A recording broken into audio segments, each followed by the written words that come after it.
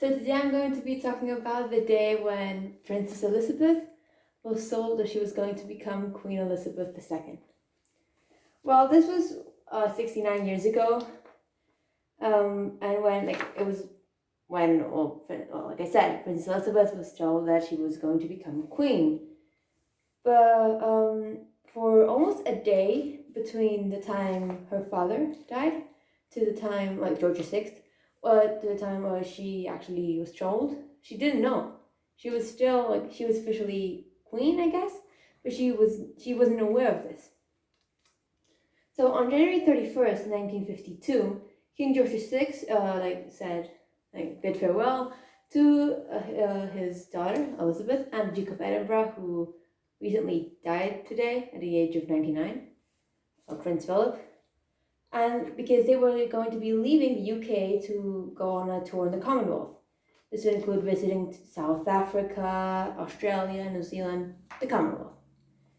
So the king had been having some illnesses, dealing with a few illnesses for a time. So instead of going himself and putting his health at a risk, although that didn't help, he sent the couple. It wasn't widely known that George was a heavy smoker and even had lung cancer and had been recovering from a surgery that he had the previous year.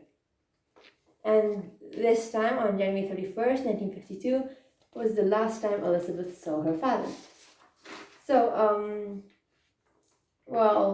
on the next day, I think on the 1st of February, the couple arrived in Kenya. So it was more a brief stop to the next, a brief stop before officially starting the journey.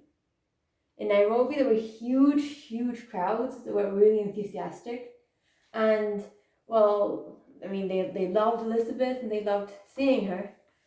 And after the reception in Kenya, they went to a 5-day safari, and they went deep into the Abidare, I don't know how to pronounce that, National Park, and ended up arriving at Treetops on February 5th, 1952, obviously.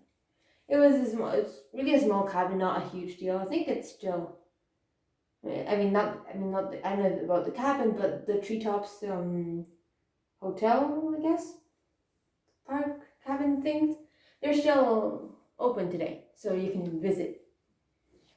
The cabin they stayed at was a special one. Obviously, it was perched in an enormous fig tree around 20 meters above the ground, and it was the only one of its kind at the time. Now they've built more, but right there and then, it wasn't available. It was only for the royal couple.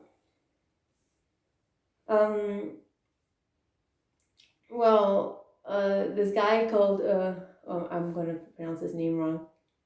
This guy, Mr. Nyaga, I can't pronounce his first name, sorry. He was 25, the same age Elizabeth was, by the way. She was 25 when she came to the throne. He greeted her, and I'm gonna tell you about what his experience dealing with meeting Elizabeth. Well, they received her and they took the luggage and carried it to the treetop, I guess, and she was walking towards the treetops. She was looking around, admiring the elephants, the animals, and she was having a great time. And the couple, so Prince Philip and Elizabeth, they were really happy. They were having a good time. It was like a mini holiday, because it wasn't the actual royal visit. It was just a safari, a brief stop. She would also she would point out the animals, say, "Oh my God, there's a place to drink over there," and she was having a lovely time. They even filmed this, and there are records of I don't know if they're public knowledge, but there's records of the animals they saw, because they were tourists, they were strictly tourists. Yeah, they were a royal couple, but they were just in Kenya enjoying the safari. But this didn't last too long. The next day, turns out that the king had died overnight at Sandringham. So, the second Elizabeth got the news, she would have to cut her trip short. Well, there is a story that says that Elizabeth went up the tree, princess, like the cabin where she was, and came down a queen. This is not exactly true, but I mean, it's an interesting story, interesting way to tell it. Well, they left to the royal party that the next day, so the 6th of February. They left Treetops and went to Sagana. That's around 40 kilometers away. It was there Philip received a telegram saying that the king had died and Elizabeth had to return to England because she had to return to England. Because it took a little while for the telegram to get there because they were so far away. So it took ages, but Philip eventually broke the news to Elizabeth. So there is a recorded piece of a movie strip that shows how the Duke and now the new Queen were now on the plane flying back to London. Elizabeth, she didn't really show it that much, but she really loved her father, and she was obviously devastated. But I don't think she let the public know. I mean, her father did teach her all the things about how to be a monarch. He raised her, so yeah, he was obviously hurt, but she had to cut her trip short, not go on the Commonwealth tour, and return to England to start any processes.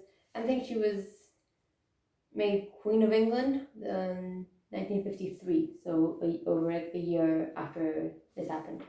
But she had to take over official business prior to her coronation.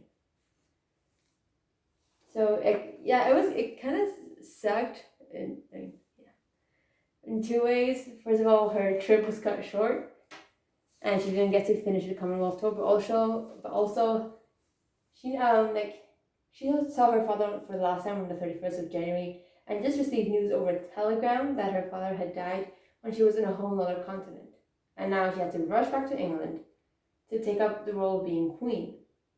But I can't imagine is an easy thing to just learn, or in a matter of seconds you go from just being a princess to being a queen.